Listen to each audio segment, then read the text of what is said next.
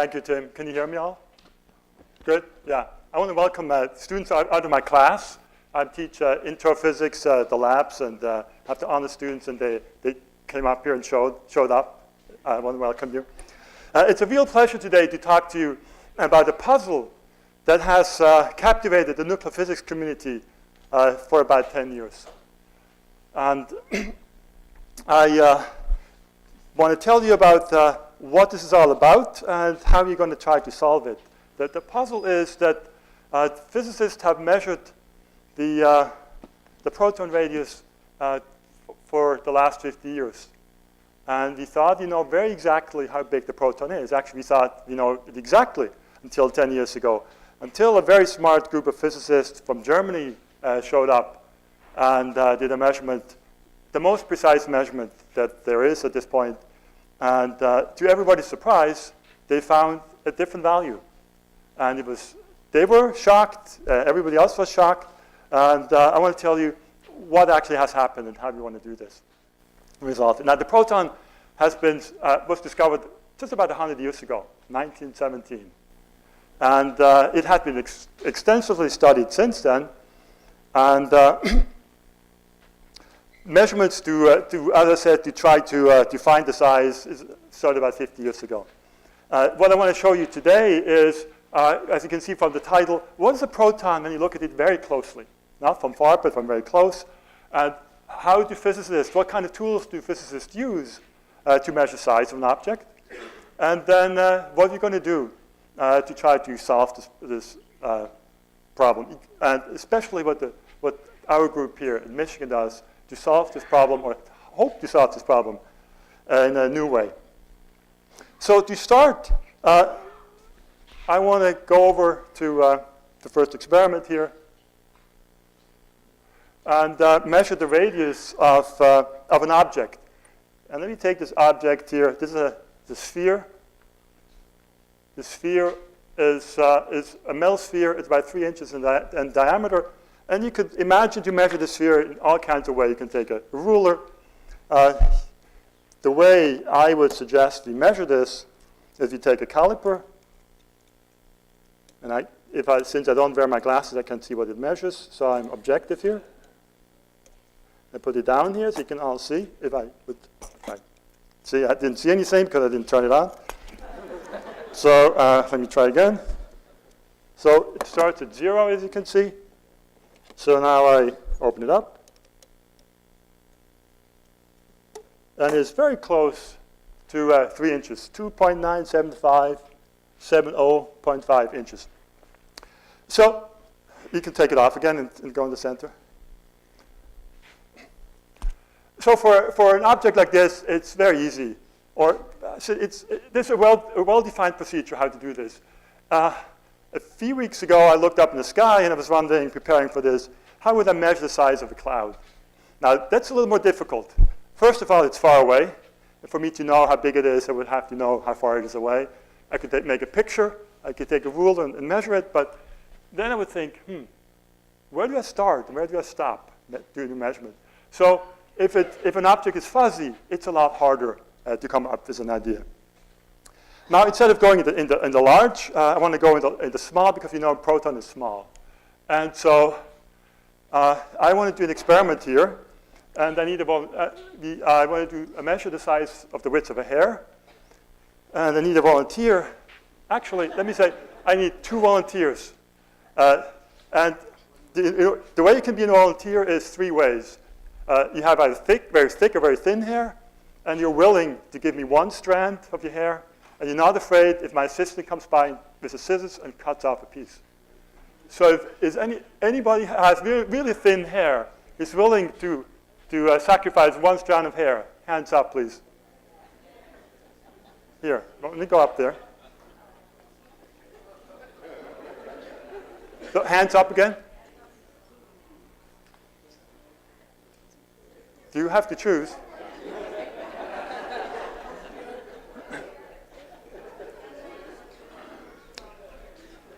And while we collect this, this piece of hair, the hair is about 1,000 times thinner than just the sphere that I showed you. So you could think about how you want to measure the size of a hair. I could maybe take this caliper because it's very, very, very precise here. But there's other ways you can do that. And so there's different tools. And a different tool is taking a laser. A simple green pointing laser that we have attached here. And you can measure that. Now I also want a group of volunteers who think they have very thick hair. Very thick. Where? Okay. So, assistant Anna, can you please go and get a very piece of thick hair? And let's see how well you can judge your own thickness. So, the first one is supposed to be thin. Yeah. And is it on? So I turn on the laser. And we need some. Oh,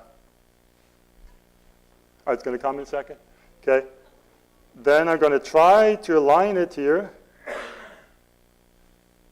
And what you should see is, as you see on the right, you should see what we call a diffraction pattern. So you want to measure this, and now I have to go and look from over here. So that's about, what, 17 millimeters? You guys agree? So I need to tell you from where to measure. And you go from the center of the bright spot to the first minimum, let's say on the right. So from 10 to about 11.7 is about 17 millimeters. Can you see it? Let me see if I can point to it. Here, from here to here. So 17 millimeters. So I have to, we can change the hair. And I'm going to do a calculation here. So I need to get out of this presentation. And I need to go in here. I don't know whether you can see all this. So we said 17, right? If you want to, I can give you the formula later, but that's 102 micrometers.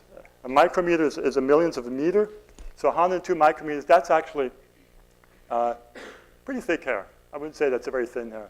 If I took my hair, which is thinning, it's probably around 60 microns or so. So let's. So can you write this down? 102 micrometers, just to see what. And that's what's supposed to be the thin hair.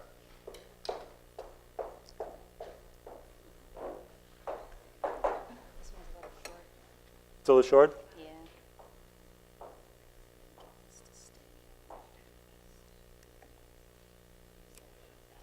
Oh, you got it? Great. Yeah.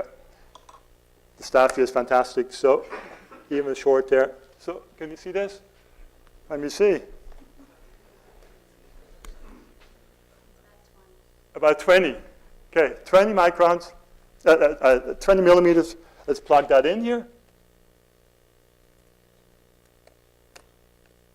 86. So that tells you, so the thick hair is 86, and the thin hair is 102. So, you know, it's hard to judge, and especially if you never measured it. But here you see the size is of order of between 80 and 100. So let me go back in my presentation.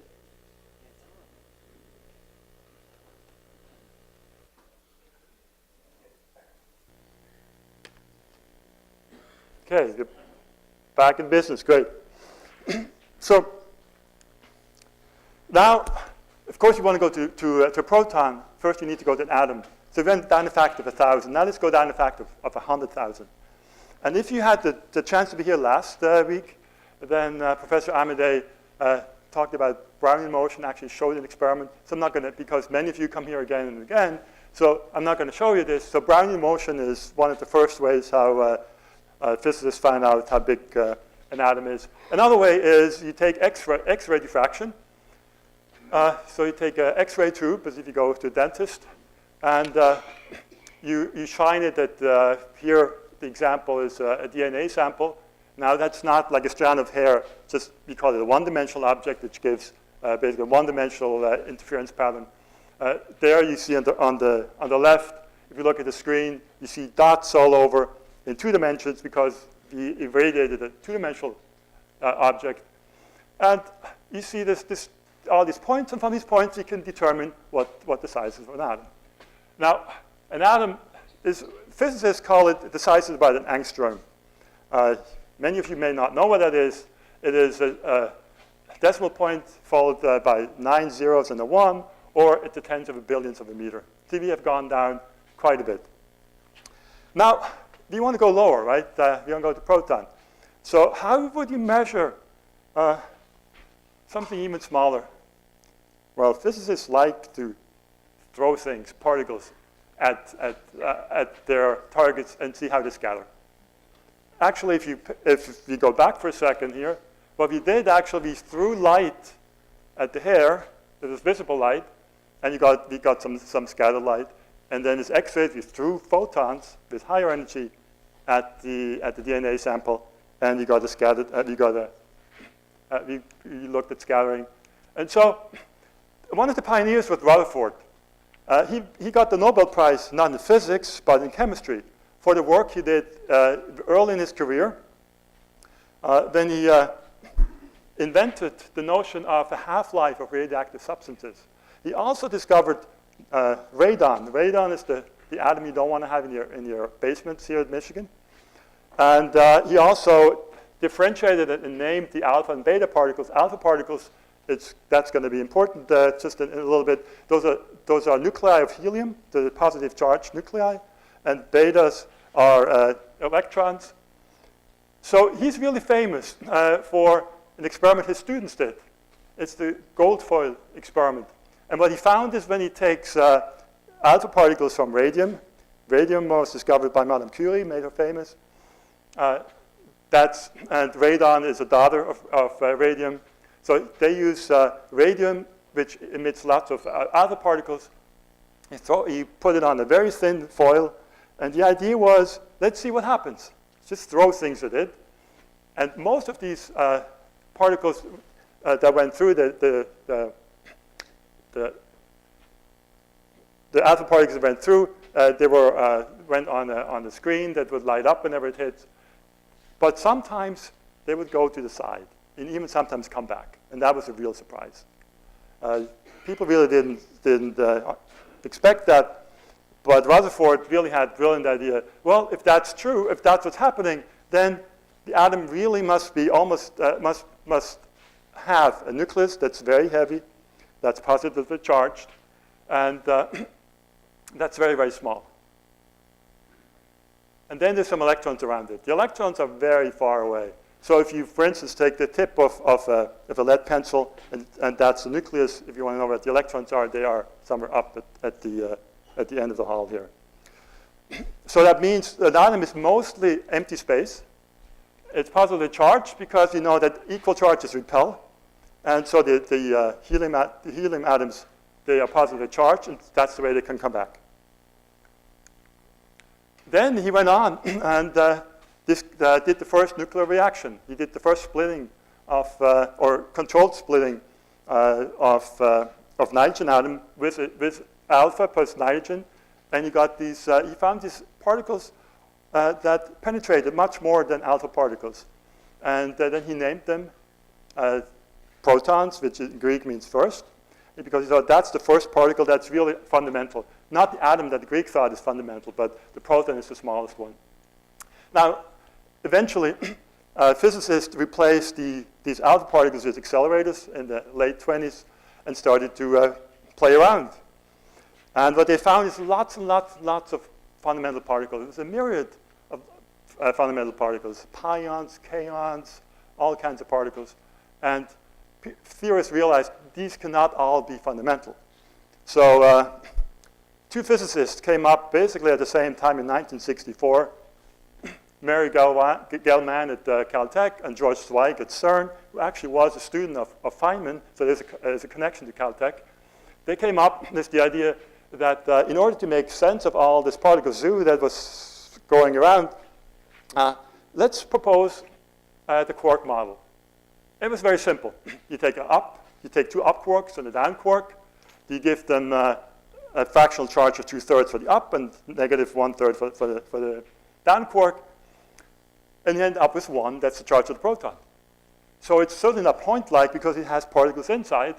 And the other important factor or the property that they assigned is spin. And Tim made a comment about spin. I was studying the spin structure for a long time. And if you look at this, at the beginning, if you know something about vectors, if you have two vectors going exactly the opposite direction, they can cancel each other. And so two of these cancel, the other one goes straight up, the same direction as the spin of the proton. And everybody thought, oh, that's where the spin of the proton comes from. Well, it turns out that that's not true, but that's subject for a different lecture. Now, I think it's not fair to just call the proton a collection of two up quarks and a down quark. You've probably seen this left picture many, many times. That just shows the building blocks of all the matter. Actually, all the matter that you have in everyday life is made up from up and down quark and electrons. It's, in a way, similar to saying, oh, we take Beethoven's Fifth Symphony and just decompose it. Just go through and count the number of notes. You go and do this, you get this histogram on the right. What this means is there's 12 notes. A, B flat, B, C, and so on. And if you count them, you have 60 A's, 255 B flats, and so on. You add them all up, you get 1,670 notes, and you say, I'm done. I don't think it's enough just to look at the constituents. I think we need to look at the interactions of these particles, and that which really gives you the dynamics. And let me illustrate that a little bit here. Let me play the first 4 notes of the fifth.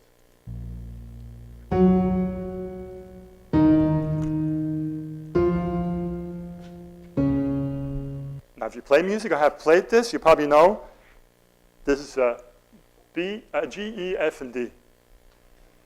But it doesn't sound anything like you may remember this to be. So let's add a little bit of rhythmic variation.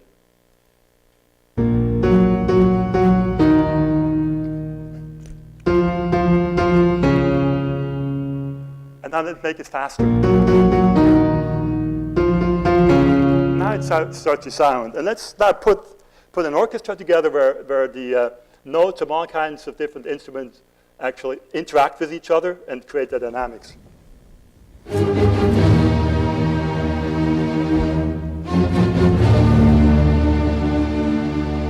Those are the same 4 notes that I played at the very beginning, but put together in a way that dynamics comes out. So now let's go back to the proton and give it another look.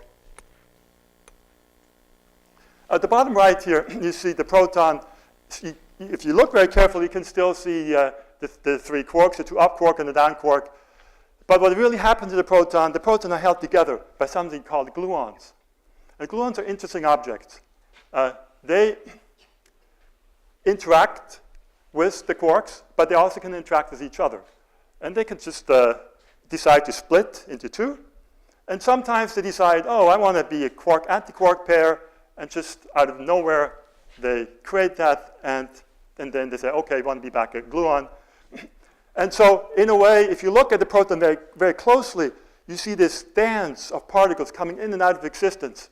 As if this wasn't enough, the uncertainty principle tells us, oh, since the proton is so small, millions of a billions of a meter, we really have to be take into account that we cannot determine the position and the momentum or the velocity of particles that close very precisely at the same time. And so since the proton is so small, it means that these particles go around at almost at the speed of light. So there we have this dance of particles coming in and out of existence, and they go around very fast. So nothing that looks nothing like just 3 quarks sitting around being bored. So we, as physicists, we say the proton is a strongly coupled relativistic infinite body system. And an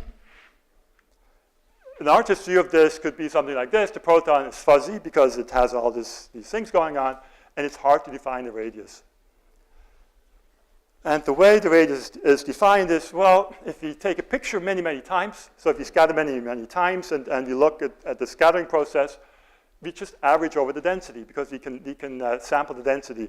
And then you get something that's related to the radius squared, and then from that you take the square root and you get the radius. So we cannot take a caliper and go and measure it very, very precisely because it doesn't have very hard-defined limits. But this is the way that artists look at these protons. And the way that have been measured is, as I told you at the beginning, we scatter particles, mainly electrons at the beginning at the proton. And you can see a spectrum, which I'm going to discuss in a minute. Or we take the help of atomic physicists. And you might wonder, why does a nuclear physicist want to listen to an atomic physicist? Because sometimes atomic physicists can measure things better than we can. And you have to admit that. So going back to 1950s to Stanford, they had an electron accelerator, and they did measurements, and Hofstadter did these measurements. And here you can see him in a picture during his Nobel Prize ceremony for studying the structure of nuclei. And what he found is not 1, but just a little bit less than 1 times this 10 to minus 15. We call it Fermi, in recognition of the great physicist Enrico Fermi. But it is actually in agreement with data that we take today. And what you can see on the left, on the right in the graph is if you go to small angle means forward angles, you get a lot more particles scattered than, you detect a lot more particles than if you go in the backward angles. So there's a number of graphs on there, or theories. Let's just focus on one. It's called the Mott curve. Here's in red. I highlighted this. And then in blue you see a line that goes to the data that was measured. The Mott curve would be the curve if the proton had 0 size. Just all the mass was basically in a proton with no extension. That's what you would expect. And they saw a deviation from that, and the deviation from that they could calculate was the size of the proton, and that's the number they found. Now going forward, I didn't tell you what the cross-section is, and really I think I need to do another experiment here to show you what the cross-section is. If you go to Wikipedia, it says, well, it has to do with the probability of a certain interaction. But that doesn't tell you much. So let me take these darts here. And I haven't played darts in quite a while, but my goal is to say these are particles I'm going to try to scatter. Whenever a dart hits the red dot, reaction is going to take place. Some scattering is going to take place. And if not, it's not. Oh, I need to correct you a little bit. Oh, better. Oh, really not very good. Okay. So, but you see I have 3 out of 3, and then these darts don't stick very well. Oh, good.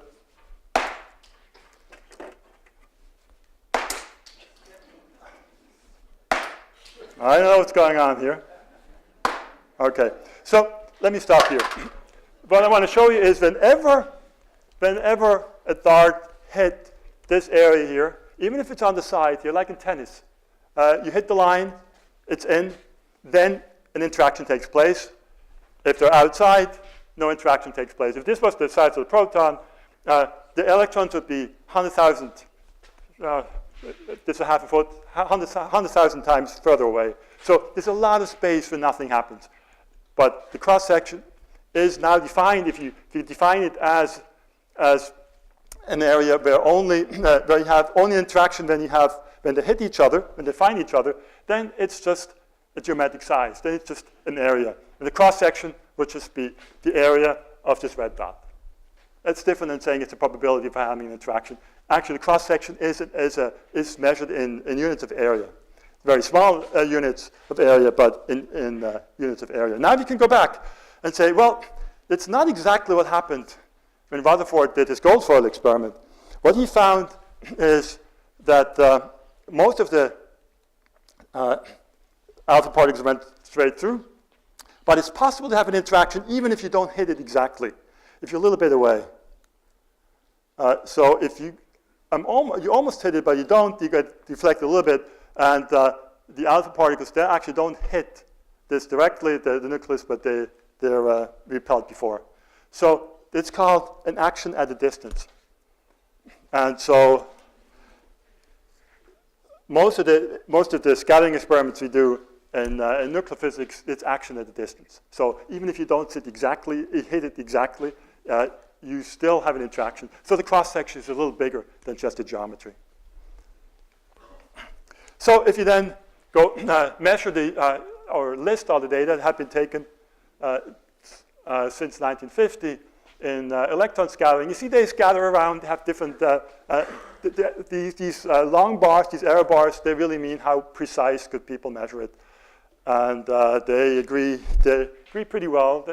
They should not be exactly the same, but there's just a little bit below 1 Fermi.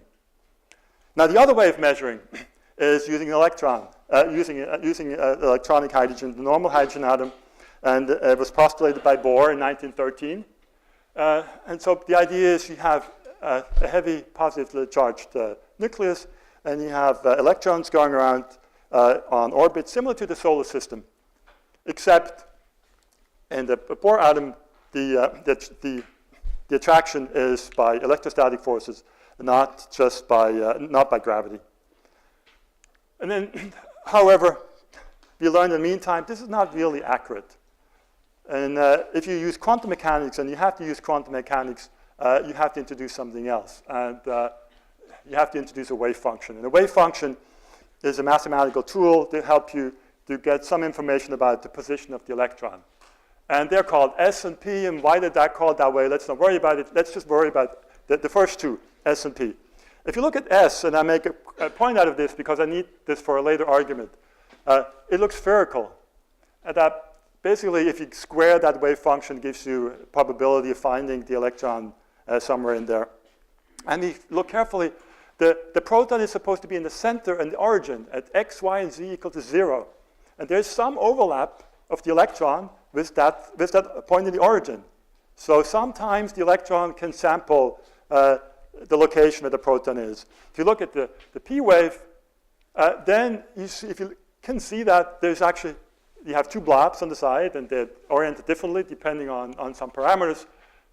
You get no overlap. The electron never spends time at the origin. And we will need that argument a little later. But the consequence of this is that for instance, if you look at the hydrogen energy levels, turns out that the hydrogen atom likes to be in the ground state. That means the electron doesn't like to be on the second floor of a building, for instance, n equal 2 or the second level, but he wants to go down to the ground floor, so we call it the ground level. And while doing that, they give out a photon, and the photon is the signature that something happened. Now, if you do the careful calculation, it's not trivial. As you can see, there's many, many corrections. But these Bohr levels have to be corrected. And you see the S and P level I just mentioned a minute ago. If you take various corrections into account, I told you it's a relativistic system. The electron, like the proton, have spin. So if you take that into account, you get this little shift. You get a smaller shift. If you take the quantum mechanics into account, then since both the electron and the proton have spin, they can interact. You get another correction. All these calculations were done assuming that the proton size was 0. If you say the proton size is not 0, you get a little correction. And usually it's said, we call that a correction to the Lamb shift, which is named after Willis Lamb, who discovered that in 1947. And so it's a small correction. It's a hundredth of a percent of a correction. So that's what we have to measure. So these are not trivial measurements, but they can be done. And if different labs have done different measurements, and they all found similar values. And if you compare that to the electron data, they all seem to agree. So everything is good.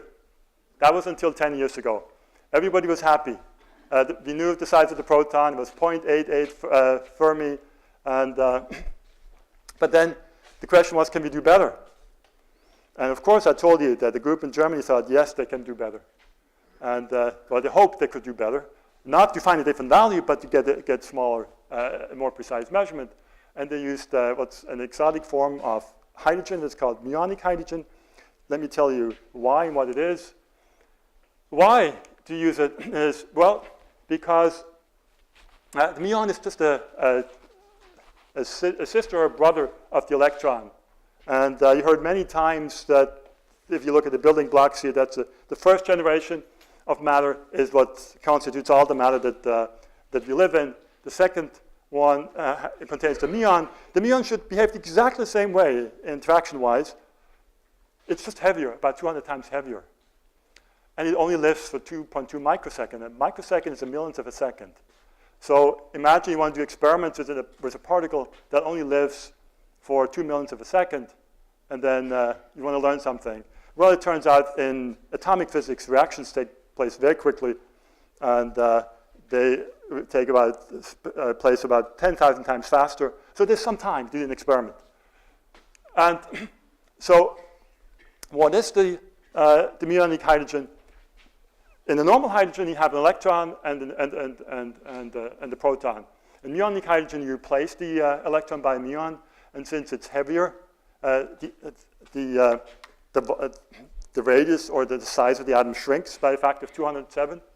So if you want to know what's the probability to find an electron or a muon overlapping with the proton, 207 to the third power, because it's the volume of the proton over the volume of the atom, which shrinks. When you put in a muon, it's 8 million. So you're 8 million times more sensitive. This is certainly the way, in principle, to go and do such a measurement, because you're so much more sensitive. So how this is done is beautifully simple, and I'm going to explain it to you. It is very challenging. And so the way you do that, you take, and let's not wonder how, but you take a muon beam, and you scatter it off a very thin gas target, 1,000th of an atmosphere of hydrogen, and then you form this muonic hydrogen. Imagine you're an electron, and I told you before, you want to be in the ground state. You end up in the 14th floor. So you want to take an elevator that brings you down to the ground state as fast as possible, and it works 99% of the time, but 1% of the time, it gets stuck on the second floor. And now you sit there because it's difficult to go from the second floor directly to the ground floor due to some rules. So you have time. Now, but you don't know exactly where it is. You don't know exactly where you are. So you can take a laser, and if you give it exactly the right energy, it can go to another sub-level here on the second floor, and there's another elevator waiting, brings you right down. And then you get the second signal. Every time you go down from a high level to a low level, you get a signal, and that's the signal that you need. Now, the S state is influenced by the size of the proton, I told you before. The P level is not. And so by scanning the laser until you hit exactly the right energy, because the electron will not go unless you have exactly the right energy. Once you know what that laser frequency is or energy is, then you can deduce from that what's the size of the proton. The way that goes in reality, here you just look at the signal from muonic hydrogen with no laser on, and then you start turning it on, and eventually you see a signal about a microsecond later. I told you it lives for 2 microseconds, so 1 microsecond is okay. And then you just take the ratio of the second peak to the first peak, and you just scan through. And what you see at the bottom right, the green points, you see this structure with a peak. And then you just have to determine what is the peak structure, what's the exact position of this peak. And then you can deduce what's the size, and you find 0.84. And you put this on the graph, and you see, oh, it is much, much different than everything else, and has very small error bars. And that's what we call the proton size puzzle. The size of the proton agrees if you use electron, either from scattering or from hydrogen, and it's different. And you say, oh, it's 4% different. What's the big deal? 4% different is a huge number. And you can see if you take on the right the previous measurements, and the band there tells you how well you know all this. And then on the left, you see the band is much narrower.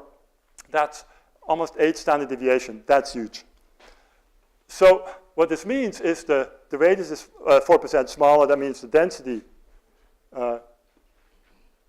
is 11% to 12% smaller than before. And that was very surprising. Of course, you don't believe anything when you do it the first time, and so you want to make sure that it's right. And the second group did it, and they found almost exactly the same value. So that's when this became very, very famous in the community and outside. So there was an article in Nature saying how the proton has shrunk in 2010. The second measurement was done in 2013, and that really opened the floodgates. It was New Scientist, Scientific American, and if you don't come from this country, but you go in a different country, once you're on Scientific American, you're all over the world.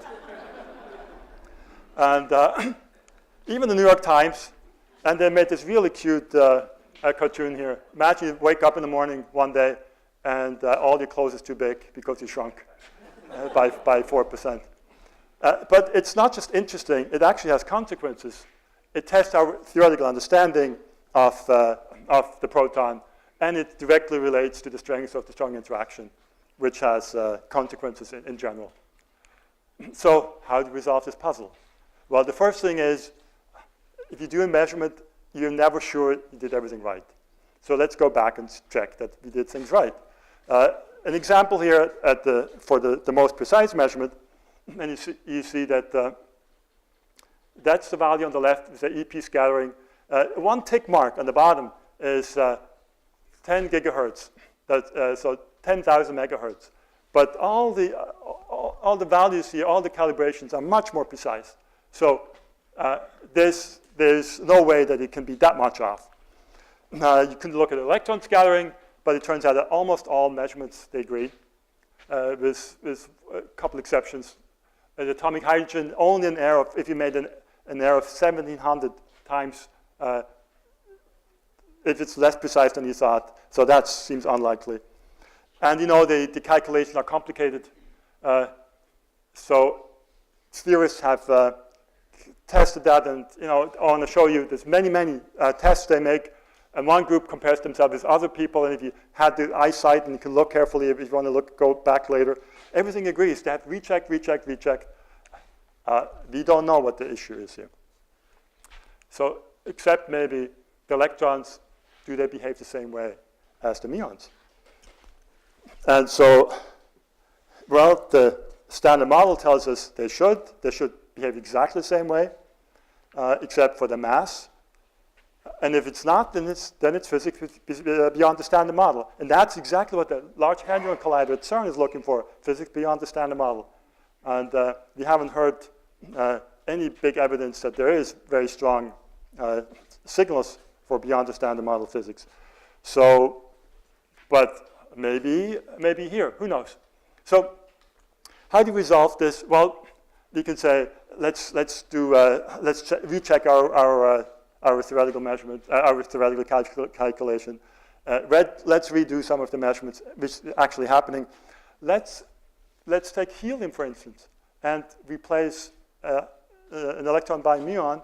People have done these measurements, and the big surprise, it agrees with the electron measurement. It doesn't agree with the muonic hydrogen measurement. So a muonic helium behaves like doesn't show this deviation. But something that hasn't been done is muon scattering, and that's really what I want to talk about here. That's the experiment my group and I'm involved in. And it hasn't been done.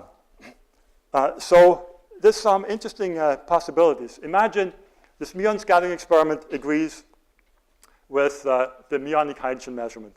Then you would have the electron scattering and the electronic hydrogen measurement agree, and the muonic behave different. That would be Great news. Or it could be that if you had an experiment that has both the muons and the electrons in the same experiment at the same time, then you could say, oh, I can compare it to the electron and see if the electron and the muon agree.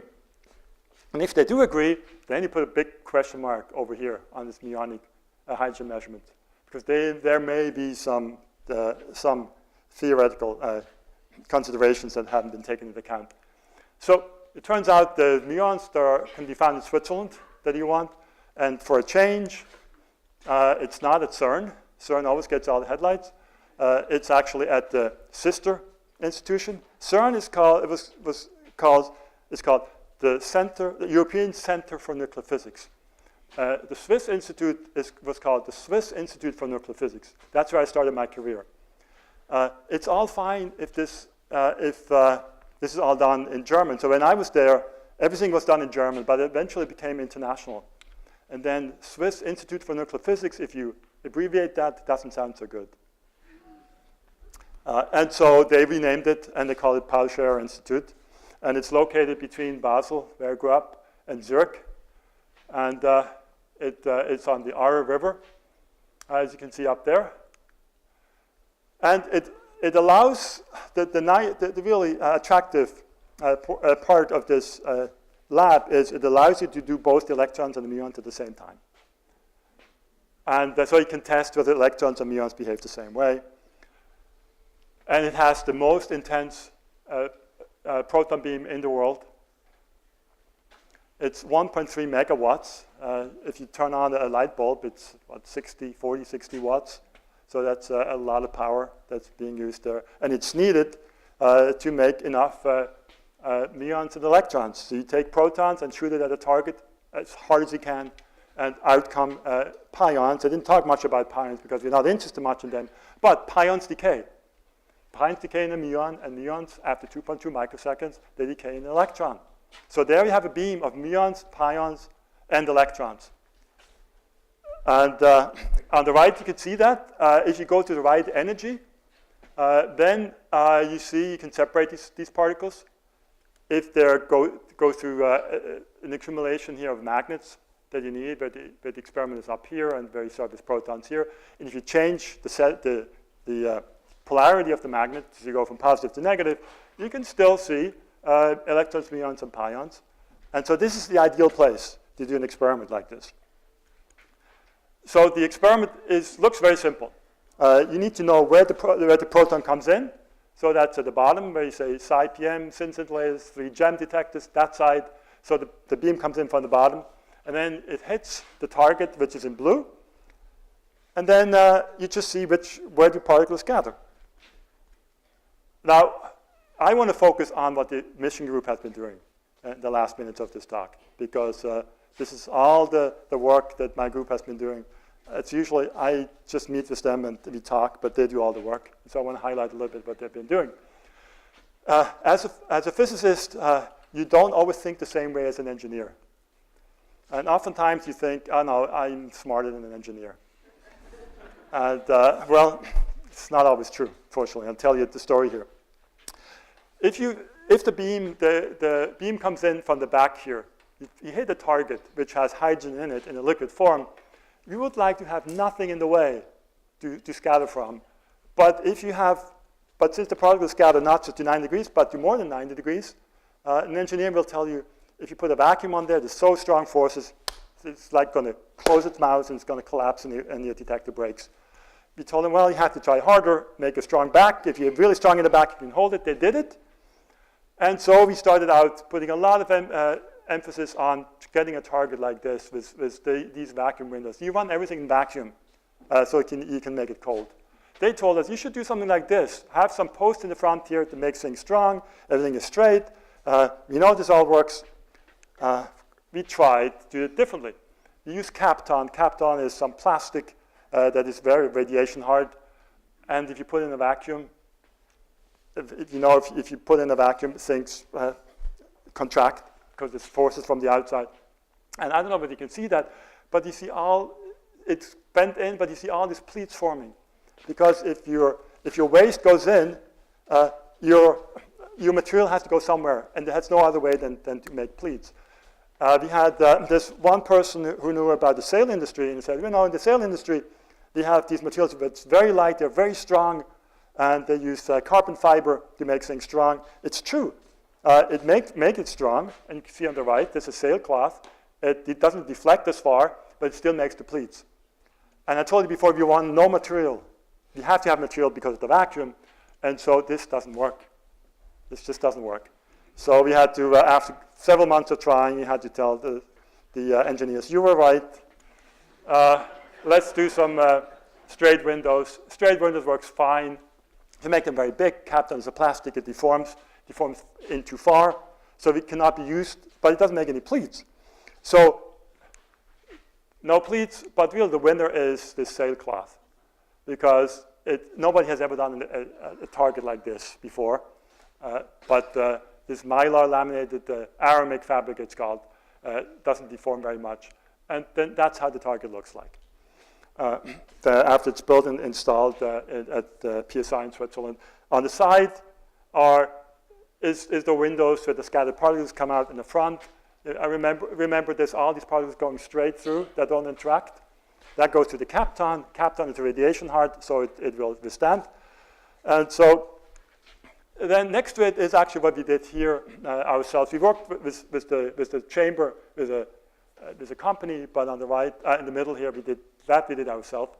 And so in the top chamber, we put in hydrogen coming in from the top. In the bottom chamber, it's empty. And so because we want to know how does it look from scattering on hydrogen, but hydrogen is a liquid, needs a container. So we need to be able to subtract all the particles.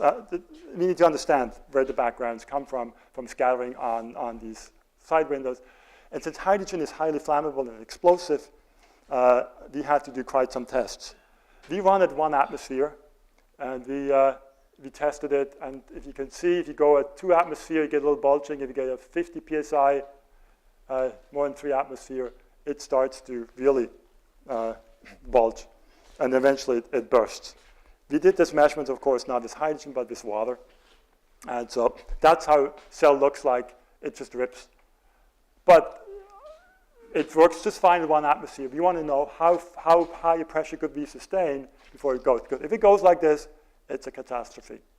Then you have an explosion, and the experiment, and if people are around, would be a disaster. Now, to cool this down, to make it liquid, the room temperature is, 70 Fahrenheit, 20 Celsius. If you want to go to 20 Kelvin, you have to go down 500 Fahrenheit. To about negative 424 Fahrenheit. If you have a good refrigerator, you turn it on at about 10 minutes. It takes half an hour to cool down that far, so it's a very powerful refrigerator. And then you've put in the hydrogen. Then the blue line here goes down, and then you start filling. In 2 hours, your target is ready. So then we did some simulations. My students did some simulations, and imagine you want to know, can I subtract all the window material that I have? And the target was, well, the beam comes in from the left, and there we have a window to establish the vacuum. And then next to it, you see the target region. And let's look at the red. So whenever you hit the target, the hydrogen in the target, you say, okay, I have a scattering here. And then you go on the right, you see another peak where it goes out of the area. And then you take the full target out and you put in the empty target just to see the background contribution from the target and the windows. And then you see the gray, you see, oh, I see something called superinsulation. Superinsulation is great. If you could install it in our houses, we would be in very good shape. Unfortunately, this only works well in vacuum. But in vacuum, you take 10 layers, and you can go over a very short distance. You can go from room temperature to 20 Kelvin. So that's what we need here. And then the next small peak are these Kapton walls. And you see that on the other side because you go through a cylinder. And then you go to the exit window. If you look very carefully, though, you see it's not the same height. Coming in, they have the same height. Going out, they don't have the same height. And you can understand this because if you scatter on hydrogen, you lose some particles that are not available here to scatter from the end window anymore.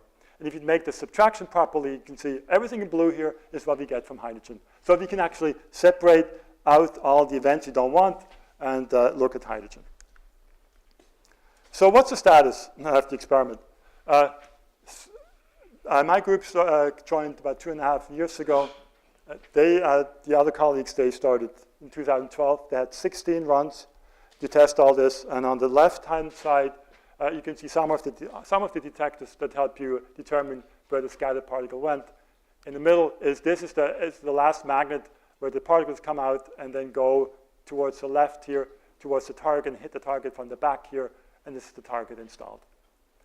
So we are almost done this construction. I have 2 people out of my group right now over in PSI doing some final installations. So we have another test run in December, and then next summer we're going to start running for 2 years, 6 months each.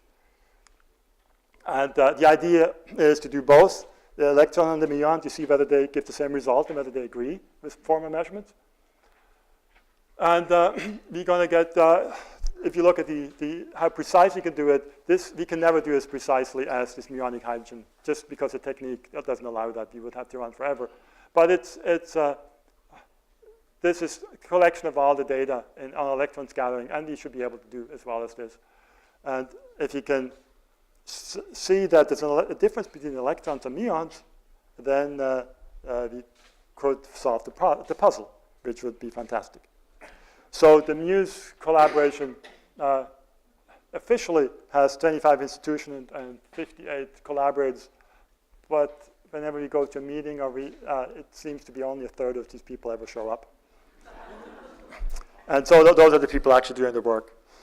And so to summarize, I cannot make any conclusion because I don't have any result. But to summarize, the proton raises had been measured for 50 years. Everything seemed to be okay until about 10 years ago. And then this very precise measurement came up. And really, we have no idea at this point why they are different. It's a big puzzle. Of course, if you talk to various people, theorists say, we got everything right. The experimentalists have a mistake. If you're an experimentalist, it depends, are you in the electron camp or in the muon camp? In the electron camp, you might say, well, the theorists probably forgot something because we trust the experimentalist. But the muonic guy said, well, no, we don't know. Maybe there's a problem with the electron experiments. We don't know. And some people are hoping maybe that's big news, namely that the muons and electrons behave differently. And if that was found, that probably would mean a Nobel Prize for whatever, and probably the German group would get it if that would be right. So it would be a very, very exciting result. And so I want to close here saying we're still puzzled. And hopefully in 2 or 3 years we are less puzzled, but maybe there's a new puzzle that comes up, and maybe we have a result that's somewhere in between. But we certainly hope that our experiment will shed light, and I really want to thank some people who gave me a slide, but especially my group here. On the left is the research scientist, Richard Wayman. On the very right is the graduate student. They're both in Switzerland. And then in front of me is my postdoc. And then there's 3 undergraduate students working in my lab on this project. So that's our group, and I want to stop here. Thank you.